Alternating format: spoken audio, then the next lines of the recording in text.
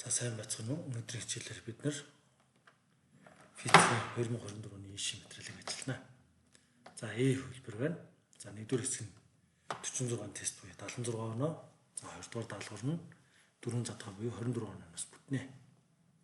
За дараах багжуудын хуваарийн үн болон хэмжих хязгаарыг сонгоно гэж. За хэмжих хязгаар нь бол энэ дээр 4 мА байна. За хуваарийн үн гэдэг нь энэ хоёр шугам хоорондын зай. За ингээд бодох юм бол энд 1 байгаа, энд 2 гэх юм бол энэ нь 1 мА болно гэсэн үг. Энэ хоёрын зөрүү. За тэгэхээр хэмжих хуваарийн үн нь 1 мА. За тэгээд 4 мА буюу И хариулт болно. За хэвтэй гадарга дээр хөдөлж байгаа биеийн хурд хугацааны хамаарлын график өгчээ. За 8 секундын дараах биеийн шилжилтийг олно гэж. За тэгэхээр бол шилжилт гэдэг нь маань бол юу гэхээр V0T нэмэх нь AT квадратыг хуваах нь 2 гэдэг. Энэгээр бодж болно. За тэгэх юм бол энд бол анхны хурд нь хас 2. За үржих нь хугацаа гэх юм бол энд 8 секунд байна. За тэгэхээр 8 секунд. За нэмэх нь хурдтгал. За энэ дээр хурдтгалыг харах юм бол энд 2 секундын хугацаанд 2-оор өөрчлөгдсөн 2 гэхээр хурдтгал нь бол юу юм бэ гэхээр 1 болно гэсэн. Энэ шулууны налалт нь болно гэсэн. Тэгэхээр 1-ийг үржих нь 8-ын квадрат хуваах нь 2. За юм бол. За хас 2-ыг 8-аар үржүүлэх юм бол хасах 16.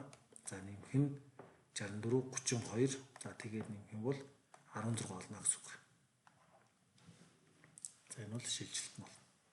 Тэгэхээр бид нар бол энийг замыг олох тамаа гэж хандурдаг бол биш байна. Энэ бол шилжилтийг олох тамаа явах нэ. За дараагийнх нь массын төвүүд нь нэг шулуун дээр орших 8 кг, 12 кг-аас 2 бие хоорондоо 15 м-ийн зайд байрлана. Энэ системийн массын төв нэгдүгээр биеэс ямар зайд байгаа вэ гэж. За тэгэхээр 8, за тэгээд 18, 12 байна. За хоорондын зай 15. За тэгэхээр бол энэ ижил мастай биш учраас бол юу болох вэ гэхээр аль болох энэ тал руугаа шилжих буюу бидний энэ зайг асууж байна гэсэн үг. За энэ зай маань болохоор одоо хэдүүлээ x гэж. За нөгөөт нь бол юу болчих вэ гэхээр x-ээс хасах нь 15 болно гэсэн үг. За мэдээж бол их маста тал руугаа арай ойрхон байна. За тэгэх юм бол дундаж зай маань болохоор юу юм бэ гэхээр бол $1.5-аас их байх хариуг сонгоно гэсэн. Тэгэхээр шууд бодлогогүйгээр шууд 9 гарч ирнэ гэдэг юм бодчихъя. Нэгсний 8-ыг үржих нь 9 нөгөө тал нь болохоор 12-ыг үржих нь юу ах вэ гэхээр 6 байна гэсэн. Энэ хоёр нь тэнцэх ёстой. За тэгэх юм бол энэ 9 гэдэг маань 100 гарч ирнэ. За зурагт үзүүлснээр хаалганы бариулыг эргэх тэнхлэгээс D зайд нэг цэгт босоод тэнхлэг 45 градус зүүн зүг үсгэн F хүчээр үйлчлэв. Энэ хүчний моментыг болно гэж. За хүчний момент гэдэг маань энийг хэдүүлээ проекцлчих юм бол юу болчих вэ гэхээр 45 гарч ирнэ. За тэгэх юм бол F 45 гэдэг чинь косинус 45 бол язгуур дор 2 хуваах нь 2 үржих нь D байна гэсэн. За тэгэхээр ийм хариулт маань энэ хоёрыг хураах юм бол язгуур дор 2 буюу FD-гийн хүчрийг язгуур дор 2-т хуваана гэсэн үг. За нэгсний энэ мөрөндөө бид нар перпендикуляр байгуулагчийг сонгоо авч хагаад хүчний моментыг тооцдог.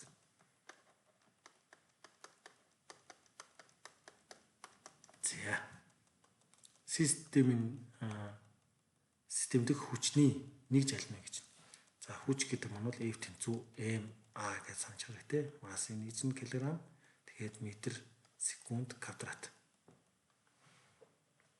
За тэгэхээр энэ хариулт байна гэсэн үг. За зурагт өгөгдсөн хэмжээс бүхий налуу хавтгай дээр мастай B 50 байв. B налуу хавтгад үүслэх хүчийг олно. Чөлөө дундалтын уртгал юм байна. Үүслэх хүчийг олно. За тэгэхээр энд бол доошогоо mg, за ишигээ реакцийн хүч.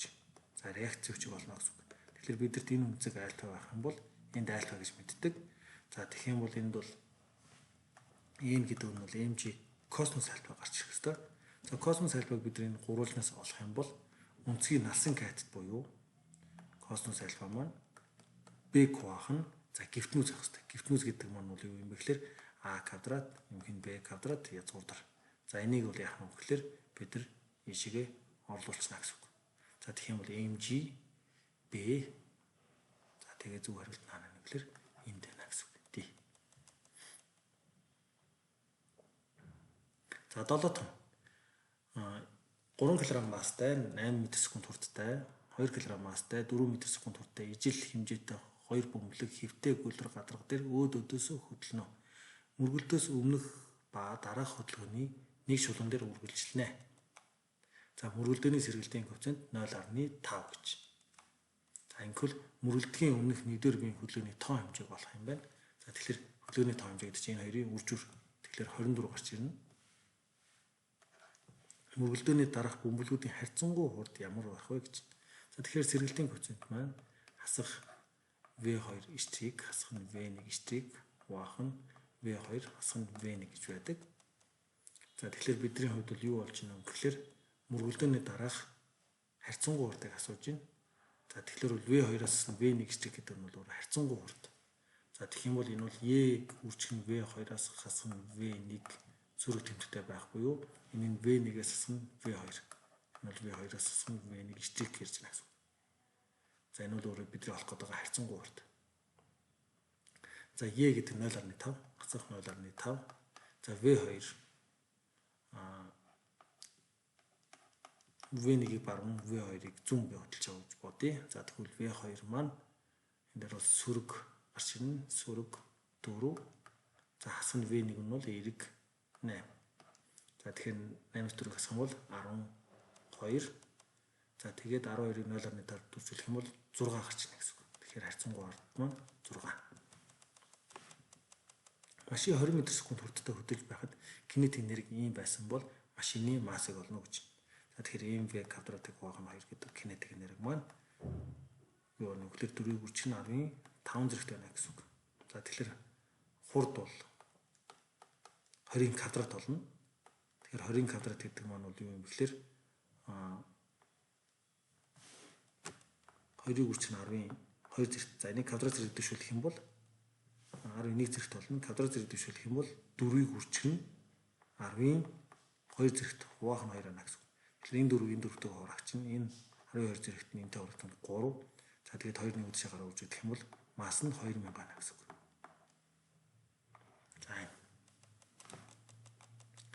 За дараа нь 10-аас 11 дэх даалгавар өгдөл байна. Өрөлтгөө гадаргын А цэгт байсан B 50 байрлалаас хөдөлж С байрлалд хүрснийг зурагт үзүүлв. За энэ ирсэн байна. B масс 2 кг, H1 нь 10 м, H2 нь 5 м, G нь 10.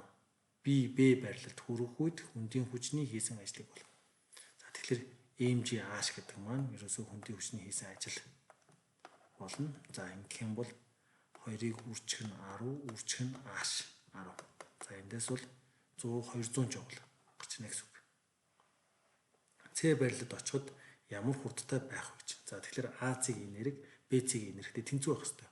За тэгэх юм бол CC дээр бол CC-ийн хурдны квадрат хуваах нь 2 нэмэх нь mg H2 байна гэсэн үг. За энэ нь анхны mg H1-тэй тэнцүү байна гэсэн үг. Энерги хадгалах бичиг бол. За ингээд бодох юм бол H2 маань бол 5 м гэхээр энэ бол 100 жоул байгаа. За энэ бол 200 жоул. Тэгэхээр бол mv квадратыг хуваах нь 2 гэдэг нь бол 100 та тэнцүү байна гэсэн үг. Тэгэхээр mv квадрат хуваах нь 2 гэдэг бол 100 жоултай тэнцүү. За тэгэхээр 100-г 2 дүржүүлээд масс нь 2 хуваана. Тэгэхээр энэ чинь бол v гарч квадрат гарна гэсэн үг. Тэгэхээр 100-аас язгуур авах юм бол энэ бол 10 м/с гэдэг. Ингээ очно гэсэн үг. За биеийн температурыг нэмэгдүүлэхэд аль хэмжигдэхүүн өөрчлөгдөх вэ гэж. Масс өөрчлөгдөхгүй урт байж болно. Молекулын тоо өөрчлөгдөхгүй, бодисын тоо хэмжээ өөрчлөгдөхгүй, хүндийн хүч өөрчлөгдөхгүй. Тэгэхээр биеийн уртын хэмжээ өөрчлөгдөж болно. За энэ дельта L тэнцүү, альфа L0, дельта T гэдэг том юм буюу шугам тэлтийг асууж байна гэсэн. Аль биеийн шугам тэлтийн хуулийг илэрхийлэх вэ гэж. За тэгэхээр ийм том юу байна вэ гэхээр анхны урт дээр L дельта L-ийг нэмчих юм бол өөрчлөгдсөн уртын хэмжээ гарч ирж болдог. За тэгэхээр юм бол эндээс харах юм бол энэ C гэдэг том таарч байна гэсэн үг. За хэмжүүгч багжуудаас термометрийн заалтыг уншина уу гэж. За термометрийн заалт гэдэг нь температурыг илэрхийлсэн энэ байна. За энэ бол паскал, вольт, мА килограмм гэж байна. За тэгэнгүүт энэ дээр бол 20 байна, 40 байна. Яг голдоо юм гэхэлэр 30. Тэгэхээр ингээд 30. За биеийн температур 1 градусаар өөрчлөхөд шаардлагатай дулааны тоон хэмжээг илэрхийлдэг физик хэмжигдэхүүн. За биеийн температурыг 1 градусаар өөрчлөхөд шаардлагатай дулааны тоон хэмжээг гэж. За тэгэхээр жоулыг хуваах нь градус Цельсиа гэсэн үг. За тэгэхээр энэ бол Q хуваах нь дельта T-г бид нар C гэдэг буюу хувийн дулаан багт хэмжээс нэрлэдэг дулаан багт. За хувийн дулаан багт хэмжээ гэх юм бол 1 кг буцыг 1 градусаар гэж хэлэх тэнцүү. Тэгэхээр Q тэнцүү m дельта T-г бид нар хувийн дулаан багт. Тэгэхээр бидний хариулт бол энэ байна гэсэн үг. За 10 градусын температуртай А шингэнийг 90 градусын температуртай Б шингэнтэй холжээ гэж. За энд холиод 90 градустай хөрсөн 10 градустай халсан диаграмыг харуулсан байна. Энэ систем гаднаас дулаан аваагүй, гадагш дулаан алдаагүй бөгөөд 5 минутын дараа тэнцвэр тогтжээ. Тэнцвэр тогтох температур нь 35 градус Цельс. Хоёр шингэний дулаан багт хамжийн харьцааг олоо гэж. За тэгэхээр мөксөн авсан дулаан тэнцүү гэж бодож болно. За тэгэх юм бол M-ийг үрчгэн C1. За тэгээд бид юу болох вэ гэхээр төдөөс хасах нь T1. За тэнцүү M2 C2 төдөөс хасах нь T2 гэж бич болно.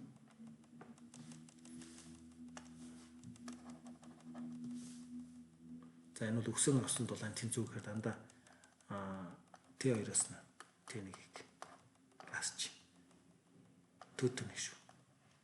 Яг тэгэхээр өгсөн авсан тэнцүү гэхээр энэ бол дандаа модулыг нэрж байна гэсэн үг. Тэрнээс биш дулааны өөрчлөлт бол өөрчлөлтийн нийлбэр T гэж бодчвол юу болчихно гэхээр эцсийн температураас дандаа анхны температурыг хаснаар бичдэг. За тэгэх юм бол M1 C1 төдөөс нь T1. За нэмэх нь M2 C2 төдөөс хасах нь T2 тэнцвүүдийг гэж бичнэ илүү зөв. Дулааны өөрчлөлтийн нийлбэр нь тэгтэй тэнцүү. За ингээд бодох юм бол бид нар юу болчихно гэхээр ийм шинийг ийм температуртай гаднаас дулаан аваагүй.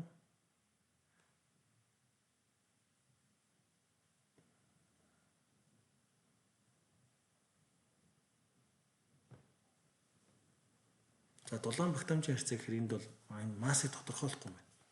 Тэгэхээр бид нар шууд энэ дээр бол юу гэж бичэх вэ гэхээр C1 гэж бичнэ гэсэн үг. C1. За энд бол юу юм бэ гэхээр C2.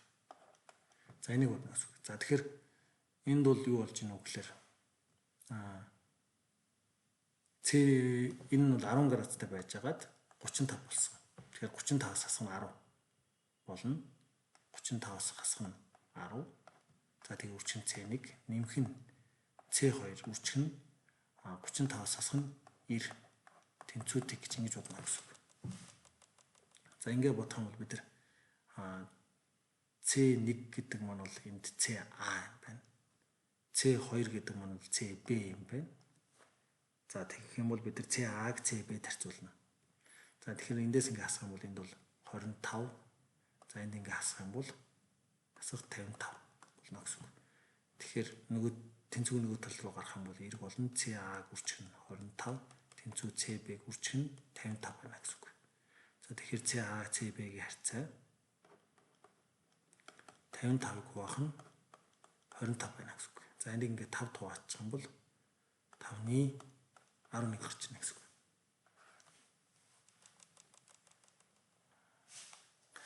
За 17-18 доллар өгдөл зурагт хатуу төлөвд байсан 20 кг-аас бодисын төлөвийн өөрчлөлтийг харуулсан график өгдөв.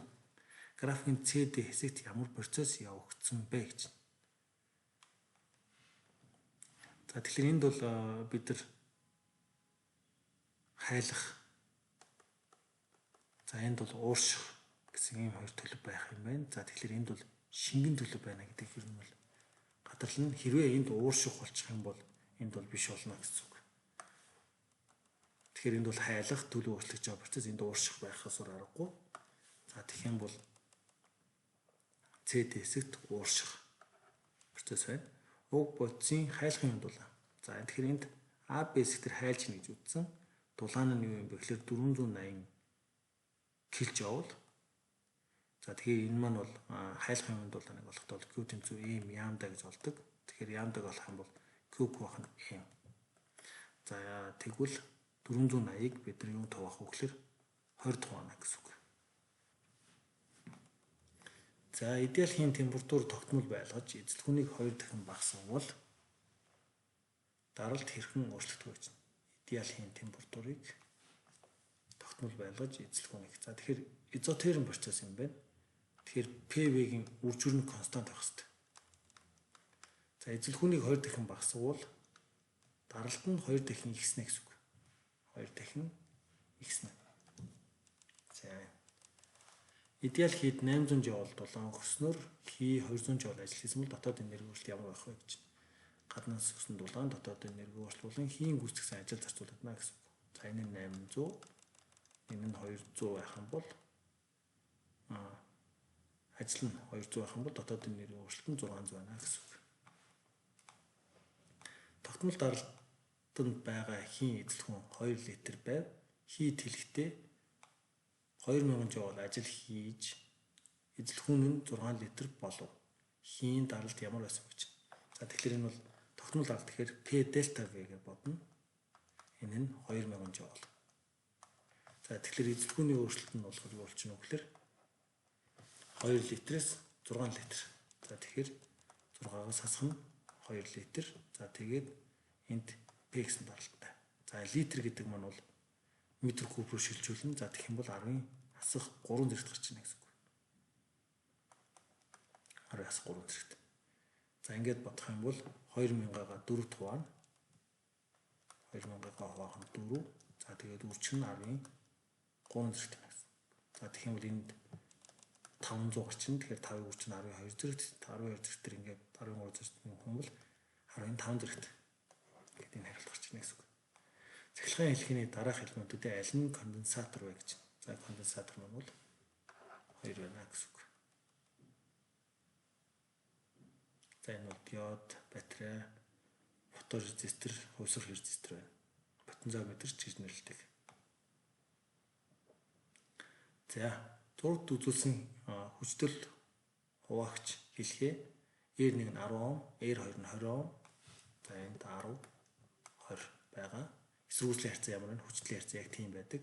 За энд 12 вольт гэсэн үг. Тэгэхээр V1-ийг V2 маань нь юу юм бэ? Тэгэхээр 1-ийг харьцах нь 2 байх хэрэгтэй гэсэн үг. 1-ийг харьцах нь 2 байна гэдэг чинь 12-ыг 4 хуваах юм бол 3 хуваах юм бол 4 вольт. За энэ нь 8 вольт байна гэсэн үг. За ингээд 4, 8 гэдэг чинь 1-ийг харьцсан 2-тай адилхан гэсэн үг шүү дээ. За тэгэх юм бол гаралтын хүчтэй маань 8 вольт. Зурагт өгсөн үнний хүснэгт лог элементийг харуулцахыг аль лог элемент харуулцах вэ гэж 0 0 байх юм бол 0 0 1 байх юм бол 1 1 тэг байх юм бол 1 1 1 байх юм бол 1 аль нэг нь 1 байх юм бол 1 болж байна гэсэн үг. Тэгэхээр энэ бол OR. За энд бол нэмэх үйлдэл, за энд бол үржих үйлдэл байдаг. За эндээс ингээ харъя. А, Б дээр тэг тэг юу гэх юм. За тэг тэг байх юм бол энэ бол юу юм бэ гэхээр тэг гарч ийнэ гэсэн үг. За тгийг үржих нь тэг. За энэ бол тэг болно гэсэн үг. За тэгэхээр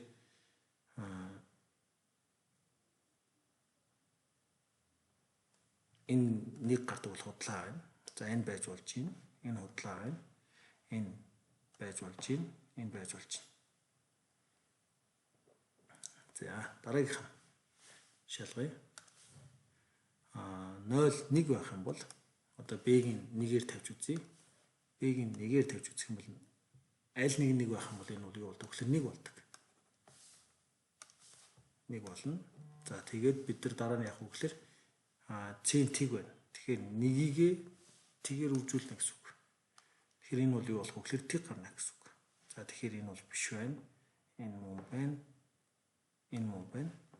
Энд биш байна гэсэн үг.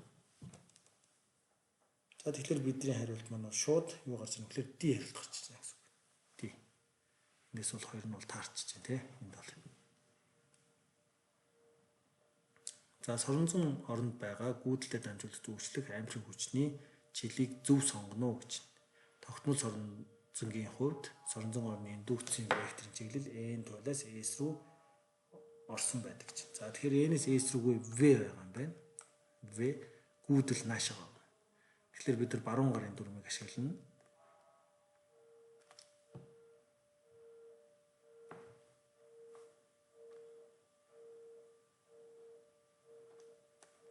За энд бол гүйдлийн чиглэл. Энэ соронзон орны индукц. За энэ бол үйлчлэг хүч гэсэн юм чиглэлтэй байж болно. За энэ гурван хурал маань гурлаа бэрхэн төрлөөр байна гэсэн үг.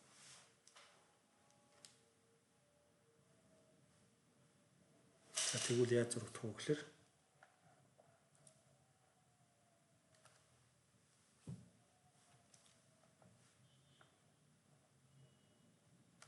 за ингэж дүрслэгдэнэ гэсэн. И шигээ V, И шигээ гүйдэл, за энэ дэшигээ F. Тэгэхээр энэ дөр бол үйлчлэг хүчний чиглэл дэше 2 руу байна гэсэн үг. За ингэж хийх. За соронзон орны перпендикулар чигт хөдөж байгаа цэнэгт буунд орны зүгээс үйлчлэг хүчийг олно. Соронзон орны индукцэнд 2 Тесла бөөмийн цэнэг 9-ийг үрчин 10 хасах 16 зэрэгт бөөмийн урд ийм гэж. За соронзон орны зүгээс үйлчлэг хүч нь QVB синус альфа. Перпендикулар учраас энэ нэг болчихно.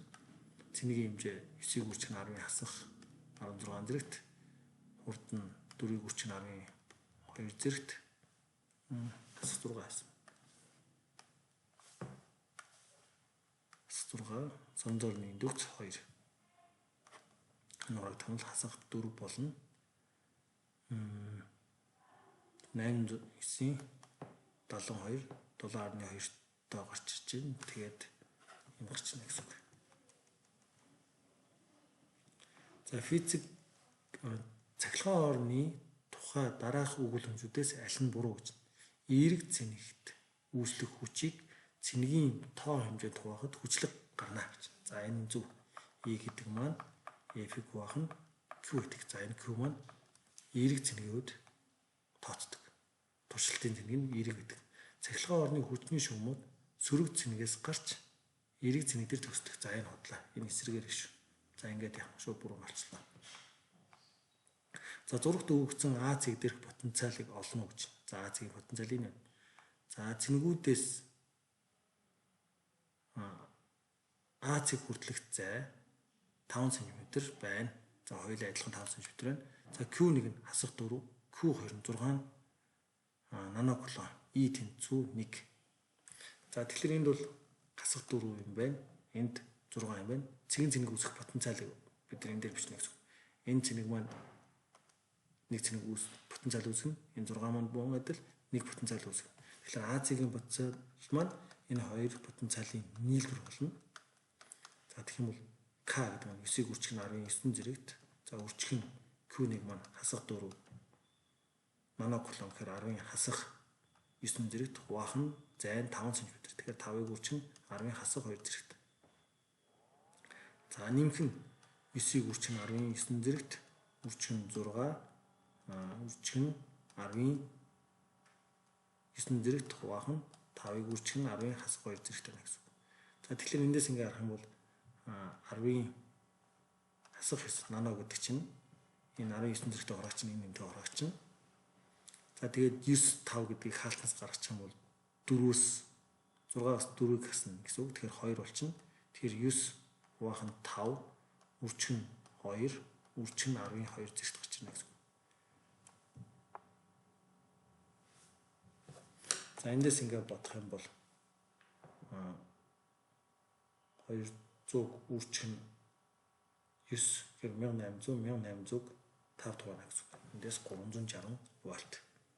Потенциал бол өөрөө скалаар хэмжигдэх учраас шууд нэмнэ гэсэн үг. За зурагт үзүүлсэн хэлхээний цахилгаан хүч нь эслон ба дотоод эсрүүцлүүд тооцохгүй зүүн талын хэлхээний эсрүүцэл R ялгарх чадал P бол баруун тал дээр ялгарх чадлыг олно гэж. За тэгэхээр чадлыг бид нэр E квадратыг хуваах нь R гэдэг бодчихно. За тэгвэл нөгөөх нь болохоор юу юм бэ гэхээр P стрик маань E квадратыг хуваах нь цоо олгоцсон учраас 2R гэсэн. За энэ бол P чадлыг 2 тоосондоо тэнцүү байна гэсэн үг. Яг тэр хүчлэлийг адилхан юм чи. За зурагт долгионы шилжилт координатын хамаарлын график өгөгдөв. Долгио нь 24 м/сек хурдтай тархаж байгавал графикийг ашиглан долгионы давтамжийг олно гэж. За тэгэхээр эндээс бол энэ зайн бол лямбда 0.8 юм байна. За тэгэхээр хурд нь мэдэгдэж байгаа 24 м/сек. За тэгэхээр бид нар давтамжийг олох юм байна. Тэгэхээр v тэнцүү лямбда f байдаг. Тэгэхээр f-ийг олох юм бол v куб нь лямбда болно гэсэн үг. Тэгэхээр 24 куб нь 0.8. Ингээд бодох юм бол энэ бол яг 30 гарч ийнэ гэсэн үг.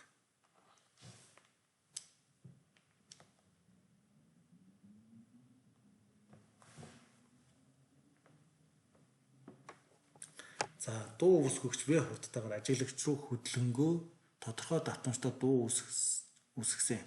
Ажиглагч руу очиж байгаа дууны долгионы фронтыг зурагт харуулв. За ингээд очих юм бол энэ долгионыхоо уртлынхаа хэсгийг шахсан байна. Тэгэхээр ийшээ ойртож байна гэдэг маань бол долгионы урт багасна гэдэг бол сонсогч байгаа хүнд бол давтамж ихсэнэ гэсэн үг. За хөдөлгөөд ажиглагч сонсох дууны долгионы давтамж болон хурд яаж өөрчлөгдөх вэ гэж. За тэгэхээр долгионы урд бол тухайн орчноос хамаарна. Тэгэхээр бол өөрчлөгдөхгүй шууд. Давтамж бол ихснэ гэд ингээд 30-ын D. За нэг орчноос нөгөө орчин руу дууны долгион нэвтрэх үед долгион тархах хурд 1.5 дахин багассан. За хурд өөрөө долгионы урдтай пропорционал байдаг. За тэгэх юм бол хурд нь багасчих юм бол долгионы урд нь 1.5 дахин багасна. За долгионы урд 1.5 багасна гэдэг бол энэ хариулт байна, энд байна, энэ байна. За багасна болон давтамж хэрхэн өөрчлөгдөв. За нэг орчноос нөгөө орчин руу ороход бол давтамж яадаг вэ гэхээр хадгалагддаг. Давтамж хадгалагддаг. Тэгэхээр давтамж өөрчлөгдөхгүй гэдэг маань E хариулт байна гэсэн үг. За нэг тал нь битүү хоолой амсарт чанга эргчийг байрлуулахад хоолой дотор үүссэн зогсон долгионы зурагт үзүүлв. За энэ бол эндээс харах юм бол ингээд 4-3 яамд байна тийм үү? 4-3 яамдаа маань 0.85 м. За тэгэх юм бол үзүүлв агартуу тархах хурд 340 м/сек бол давтамжийг олно гэж. За тэгэхээр бид эндээс яамдаг олно гэсэн үг. Яамдаг. За тэгвэл яамдаг олох юм бол 0.85-га 4 төржүүлээд 3 тоосна гэсэн үг. За тэгэх юм бол энэ бол 1/13. За тэгээд яамтайгаа олцсон юм чинь 0.85-ыг 4 төржүүлээд 3 хуваана. За тэгэхээр давтамжийг олно гэсэн тийм үү? Тэгэхээр V тэнцүү лямбда F байгаа. Давтамжийг олно гэдэг бол V-г нь лямбдад хуваана гэсэн үг. Тэгэхээр 340-ыг 3 төржүүлээд 4 хуваагаад хуваах нь 0.85.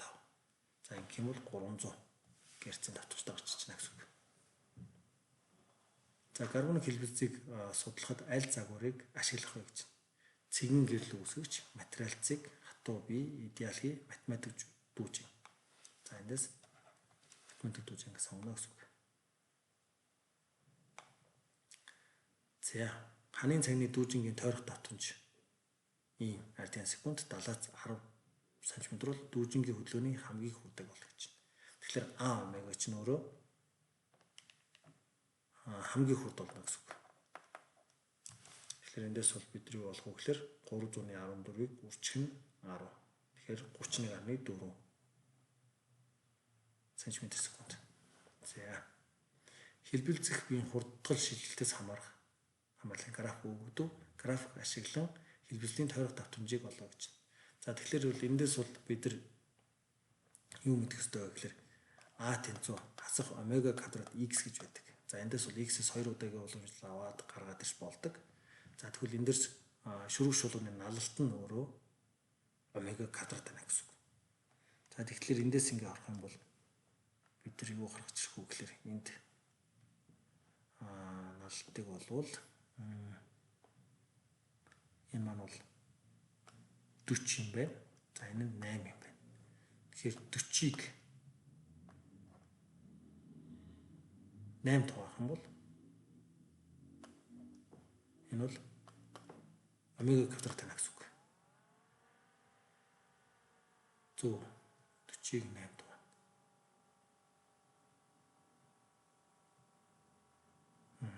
За ингээд бодох юм бол омега тэнцүү юу болох вэ гэхээр язгуур авна гэсэн үг. За эндээс язгуур авах юм бол 41 тоох юм бол 5 болно. Тэгэхээр 5-аас язгуур авна гэсэн үг. Тэгэхээр энэ C хариулт байна гэсэн үг. За сурагч физик туршилтаар утсан дүүжингийн хэлбэллийг ажиглав. Дүүжин бага унцгийн хазаалтад орхисон ба хэсэг хугацааны дараа зогсов. За энэ ямар үзэгдэл хэлбэлзэл явагдсан бэ? За мэдээж хэсэг хугацааны дараа зогсож байгаа юм чинь энд бол унтрах хэлбэлзэл явагдана.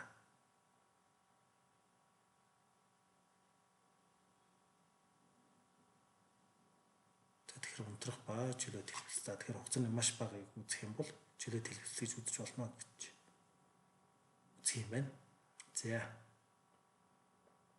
За биеийн хувийн хэлбэлзэл нь омега 0, гадны албадагч хүчний давтамж омегагийн харьцаа ямар байх үед резонансын үзэгдэл ажиглагддаг вэ? За энэ хоёр маань тэнцүү байх үед ажиглагддаг. За радио станц нь 6 м урттай долгионыг цацнаа. Радио долгионы урт нь ийм бол хурд нь ийм бол станцаас ямар давтамжтай радио долгион цацсан бэ гэж. За яг түрүүний адилаар бодно. V тэнцүү яамтай F. За энэ чинь бол гэрэл тарах хурд болчихно. Долгионы хурд болчихно. За тэгвэл давтамжийг олоход дахиад V-гээ яамдаа хуваана гэсэн. За тэгэхээр яг ийм үйлдэлтэй энд бол 3 бодлого орж ирж байна. За тэгэхээр 3-ыг үржих нь 10-8 зэрэгт хуваах нь 6. За энд ингээ хуваах юм бол 0.5 гэдэг чинь мегагаар бодох юм бол энд ижиг 12 зэрэгтэй өгнө. Тэгэхээр 100 дөржүүлнэ. Тэгэхээр 50. Тэгэхээр 50 мегагерц болно гэсэн үг. За зурагт хавтгай долгионы нэг орчноос нөгөө орчинд тарж байгааг үзүүлв. Нэг орчинд тарж байгаа долгионы хурд нь 24 см/сек бол зураг дээрх өгөгдлийг ашиглан 2 дугаар орчинд тарж байгаа долгионы хурдыг олно гэж. За тэгэхээр түрүү ирсэн долгионы хурд долгион урт хоёр ч хоорондоо тодорхой шугам хамааралтай. За тэгэх юм бол эндээс бол энд 24 байхад бол 6 байна. За тэгвэл 8 болох юм бол хэд вэ гэдгийг л олчно гэсэн үг. За тэгэхээр 8 болоход бол x нь за x-тэй бол энэ дээр бол 24-өөс ихсэн ганцхан хариулт байна. Тэгэхээр энэ 32 байх нь ойлгомжтой болно гэсэн үг. За шилэн призм дээр цагаан өнгийн гэрэл тусаад нэвтрэхэд 7 өнгийн гэрэл болон задардаг бөгөөд үүнийг гэрлийн дисперсийн үзэгдэл гэж нэрлэдэг. 2 дугаар цацраг ямар өнгийн гэрэл вэ гэж. За энд бол 1-р цацраг бол улаан байдаг. Тэгэхээр 2 дахь нь бол улбар шар ах хэвээр. Яг солонгын 7 өнгөөр нэрлэгдэх нь. Тэгэхээр бол 2 дахь нь улбар шар. За 7 дахь нь хамгийн их хазаад нь бол ягаан өнгө гэдэг. За тодорхой зузаантай шилэн ялц дээр туссан гэрэл нэвтэрч гарахтай аль чиглэл тарах вэ гэж. За тэгэхээр энд нэг хугарлын үлвчиг, энд нэг хугарлын үлвчгэд энд ямар өнцгөр гарна? Яг түүн дээр тийм өнцгөр гарах хэвээр. Тэгэхээр энэ цацрагтай параллел цацраг юу вэ гэдгийг бид нар яах нь олох хэрэгтэй гэсэн үг. Тэгэхээр параллел байж болох цацраг нь 5 4 байж 5 маань ихтэй яг шулуун явчихжин. Тэгэхээр бол энд бол 4-р цацраг байна гэсэн үг. Тэгэхээр бол яах нь шууд 4 гэж бичнэ гэсэн үг. Тэгэхээр би шилээр ороод гарахад бол шил зүгээр л яг параллелаар тодорхой хазаалт хийж явдаг. За шилнээс агаарт гэрэл нэвтрэх үед шилний дотоод бүрэн ойлтын хязгаар 41 градус бол шилний хугарлын илтгэгчийг олно гэж. За ямар нэгэн гэрэл туслаа. Тэгээд эндээс нь биш.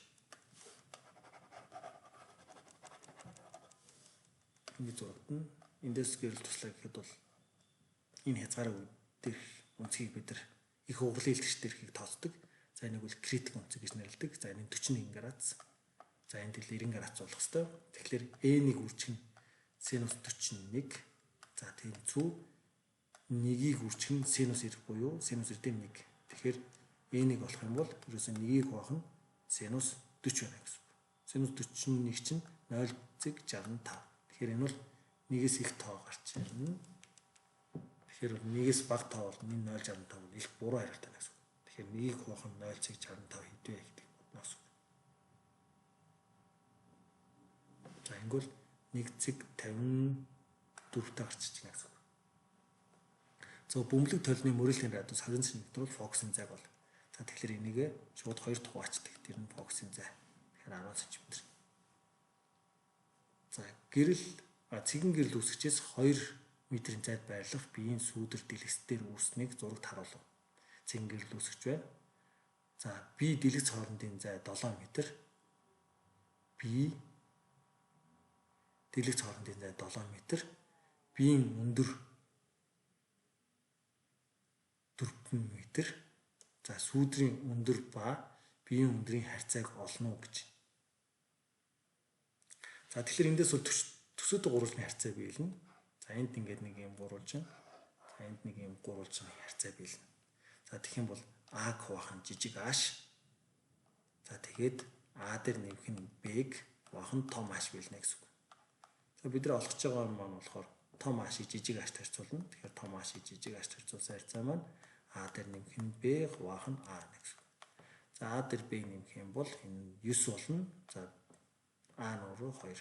Тэгэхээр 2-ны 9 аашиг хуваах нь. За ингээд яах вэ? Бид нар ихний тестүүдийг хийчлээ гэсэн үг. За задгаа даалгаврыг бол бид нар 2 дахь үеийн хэлбэрээр оруулнаа.